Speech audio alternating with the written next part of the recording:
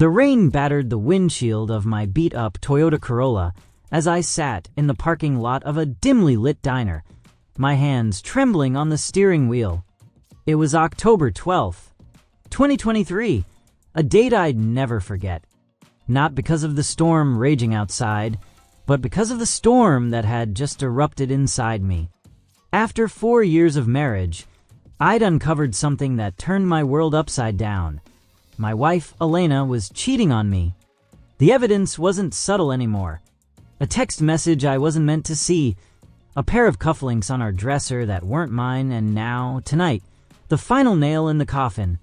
I'd followed her here, to this grimy diner 40 miles from our suburban home, and watched her slip into a booth with a man I didn't recognize.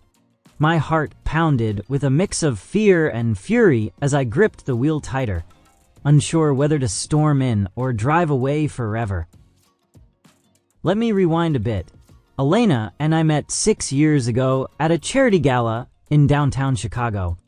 I was a scrappy freelance photographer back then, barely scraping by, while she was a rising star in the marketing world. Sharp, stunning, and way out of my league. She had this laugh that could light up a room, and when she aimed it at me that night, I was hooked. We talked for hours, her wit matching mine, and by the end of the night, I'd convinced myself I'd never meet anyone like her again. I was right. 3 months later, we were inseparable, and after 2 years of dating, I proposed on a snowy rooftop under a sky full of stars. She said yes, tears freezing on her cheeks, and I thought I'd won the lottery of life. Our marriage started strong. We bought a fixer-upper house in the suburbs, spent weekends painting walls and dreaming of kids someday. I landed a steady gig with a local magazine, and Elena climbed the corporate ladder at her firm, her ambition driving her late into the night. Sure, there were cracks, her long hours, my occasional jealousy, but we always patched them up with apologies and promises, until about a year ago, when the cracks became chasms. It started small. She'd come home later, her excuses flimsier. "Client dinners," she'd say, brushing off my questions with a tired smile. Then her phone became a fortress. Password protected, always face down. I'd catch her texting in the middle of the night, claiming it was work, but the way her fingers flew across the screen felt too personal. I tried to ignore it, chalking it up to paranoia. I didn't want to be that guy, the insecure husband who snoops. But doubt is a seed, and once it's planted, it grows roots you can't rip out. The first real clue hit me 3 months ago. I was cleaning the bedroom while she was at a team-building retreat when I found those cufflinks. Silver, engraved with the initials JR. They weren't mine. My initials are MT. Michael Tanner. I stood there, staring at them. My stomach twisting into knots. Fear clawed at me, whispering possibilities I didn't want to face. When she got home, I asked casually, "Hey, whose are these?" holding them up. Her face froze for a split second before she laughed it off. "Oh, probably from a client gift bag. You know how they hand out random stuff at these events?" I nodded, wanting to believe her, but the seed of doubt sprouted a little more. Then came the text. 2 weeks ago, I'd borrowed her phone to order takeout. Mine was dead, and a message popped up from an unsaved number. "Can't wait to see you tonight. Wear that red dress." My blood ran cold. I stared at the screen, the words searing into my brain. She'd walked in right then, snatching the phone from my hand with a forced laugh. "Just a coworker joking around," she said, but her eyes wouldn't meet mine. That night, she left for another work thing, wearing the red dress I'd bought her for our anniversary. I didn't sleep. I couldn't. Tonight, though, was different. Tonight, I couldn't ignore it anymore. She'd said she was meeting a client, but something in her voice, too casual, too rehearsed, set off alarm bells. I told her I'd be working late too, then followed her instead.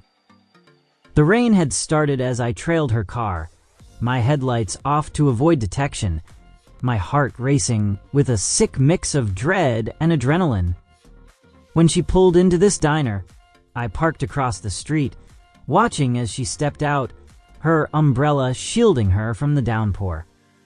She didn't look like a woman meeting a client. She looked like a woman on a date. Hair perfect, heels clicking, that red dress peeking out from under her coat. And then I saw him, tall, broad-shouldered, in a tailored suit. He met her at the door, his hand brushing her lower back as they walked inside. My chest tightened, a wave of nausea hitting me. I wanted to scream, to run in and confront them, but my body wouldn't move. Fear paralyzed me. Fear of the truth. Fear of losing her. Fear of what I'd become if I stayed. But excitement flickered too, a twisted thrill at finally knowing, at having the power to decide what came next. Urgency pulsed through me. I couldn't sit here forever. I had to act. I grabbed my phone, hands shaking, and snapped a photo through the diner's window. There they were, laughing, her hand on his arm. Proof. My proof. I didn't know what I'd do with it yet, but it felt like a weapon in my arsenal. Then I drove off, the rain blurring my vision as much as the tears I refused to let fall. I didn't go home. I couldn't face our bed, our photos, our life. Instead, I checked into a cheap motel on the edge of town, the kind with flickering neon signs and stained carpets. Lying on the lumpy mattress, I replayed every moment of our marriage, searching for the turning point I'd missed. Sleep never came. The next morning, I made a decision. I wasn't going to confront her. Not yet. I needed a plan, a way out that didn't leave me broken. I called my buddy Nate, a guy I'd known since college, who lived up in Wisconsin, 2 hours north. I need to get away, I told him, my voice raw. Can I crash at your place for a bit? He didn't ask questions. Just said, come on up, man. Doors open. By noon, I'd packed a duffel bag with clothes, my camera, and a few essentials, leaving everything else behind. I didn't tell Elena. I just left a note on the kitchen counter, taking some time to think. Don't call. Then I was gone. Nate's cabin sat on the edge of a lake, surrounded by pine trees and silence. It was the kind of place that could swallow your thoughts whole, and I needed that. He greeted me with a bear hug and a beer, his scruffy beard and easy grin a balm to my frayed nerves. You look like hell, he said, clapping me on the shoulder. Want to talk about it? I shook my head. Not yet. He nodded, respecting the boundary, and we spent the afternoon fishing in quiet companionship. The cold air bit at my skin, but it felt good. Clean, like it was stripping away the grime of betrayal. Days turned into weeks. I didn't check my phone, didn't answer Elena's calls. There were dozens, then texts, then nothing. I threw myself into photography, capturing the stark beauty of the woods, the way the light danced on the water. It was therapy, a way to rebuild something she hadn't touched. Nate's girlfriend, Lila, started joining us for dinners, her sharp humor pulling me out of my shell. She was a mechanic, tough as nails, and when she offered to teach me how to fix up an old motorcycle Nate had lying around, I said yes. The grease on my hands, the roar of the engine. It was freedom I hadn't felt in years. But the past doesn't let go that easily. One night, as I sat by the fire pit, a car's headlights sliced through the darkness. My stomach dropped. I knew that engine's hum. It was Elena's Audi. She'd found me. Fear surged through me, followed by a jolt of excitement. What did she want? To beg, to fight, to lie again. I stood, fists clenched, as she stepped out, her face pale under the moonlight. Michael! she said, her voice trembling. "We need to talk." I didn't move. "How'd you find me?" She hesitated, then admitted, "I tracked your phone before you turned it off. I've been driving around for days, asking people if they'd seen you." Her eyes were red, her hair a mess. Nothing like the polished woman I'd married. Urgency crackled in the air as she stepped closer. "Please, just hear me out." Against my better judgment, I nodded. We sat on the porch, the lake lapping at the shore behind us. She started with apologies, tears streaming down her face. "It was a mistake, Michael. His name's James. He's a VP at work. It started as flirting then. I don't know how it got so far. I ended it the day you left. I swear." Her words were a knife, twisting deeper with every syllable. I wanted to believe her, but the image of her in that diner burned too bright. "Why?" I asked, my voice low, dangerous. She flinched. "I felt alone. You were always working, and he made me feel seen." I laughed, a bitter sound.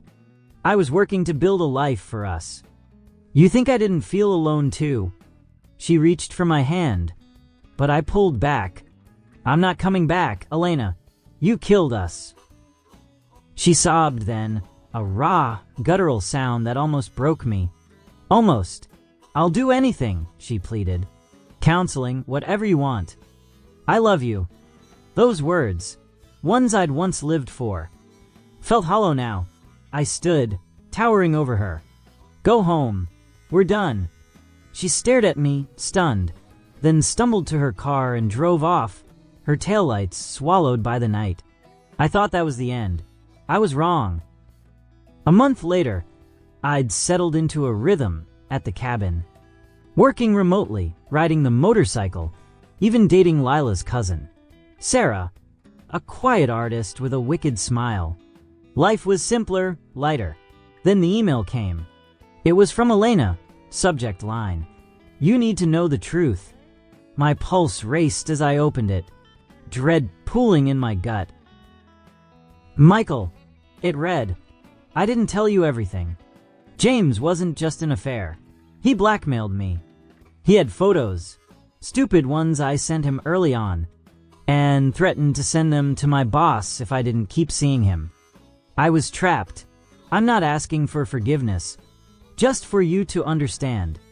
I've quit my job, moved to Seattle. I won't bother you again. Be happy." I sat there, staring at the screen, my mind spinning. Blackmail? Photos? Was this another lie? A desperate play for sympathy? Or had I misjudged her completely? Fear gripped me, not of her, but of the uncertainty. Had I walked away from a victim instead of a villain? Excitement followed. Maybe there was more to this, a mystery I could unravel. I dug deeper, calling an old friend in Chicago who worked IT. "Can you trace an email header?" I asked. He could. Within hours, I had confirmation. The email came from Seattle. At least that part was true. Then came the twist.